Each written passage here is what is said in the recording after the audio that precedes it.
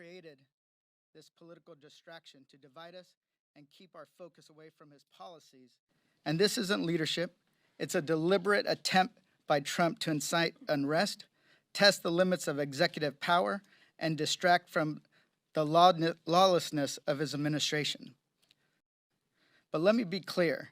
Anyone who acts violently, attacks a law enforcement officer, or anyone should be held accountable, full stop.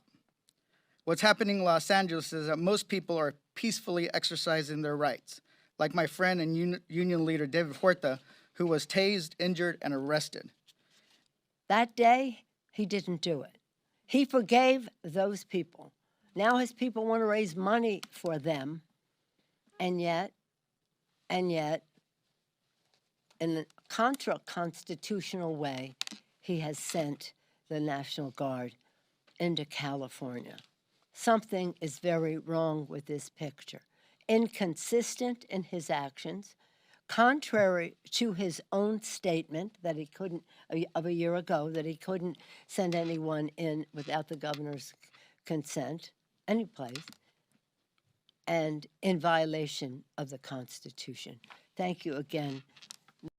So adding on to it, the arresting of a member of Congress, threatening to arrest an individual is all part of a pattern of a president that is outside the bounds of the law. You know, when it comes to the elected officials, when it comes to attacking the courts, trying to impeach judges, ignoring court orders, sending in the military, nationalizing or federalizing the National Guard. That is the dark path that we are talking about. That is the path we are on, where he will end up in a place where he ends up calling martial law, unless the American people see that what's going on in California is an excuse to test the bounds of his authority or break those bounds completely.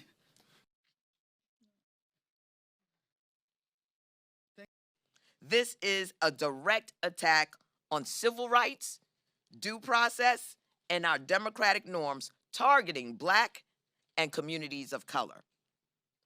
This president has crossed the line, and we must all understand what that means. We still don't know the full consequences of this unprecedented authoritarian overreach. But let me be clear.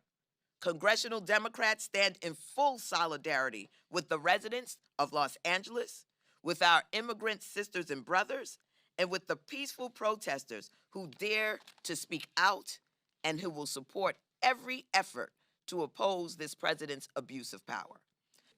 We will comply with our constitutional duties of oversight, and we will continue to visit these ICE facilities until we get to the bottom of this. Thank you, and I yield to Congress. Protesters to be peaceful. When the protests right here at the United States Capitol were happening, when there was more violence than we had ever seen on the first and second day of the protests in LA, this exact president, when we were begging him to send in the National Guard, when there was already violence and vandalism right here, he refused to do so. So now he's going to turn the argument around and say it's about public safety? You can't be a hypocrite like that. The Mexican president is entitled to her opinion. Our president wants to rename the Gulf of Mexico to the Gulf of America. How about that? Is that hemispheric interference? He has opinions about practically every country in the world. Not all the time the best opinions. He's called countries names that I will not pronounce in this audience. So he has his own opinion. She's entitled to hers.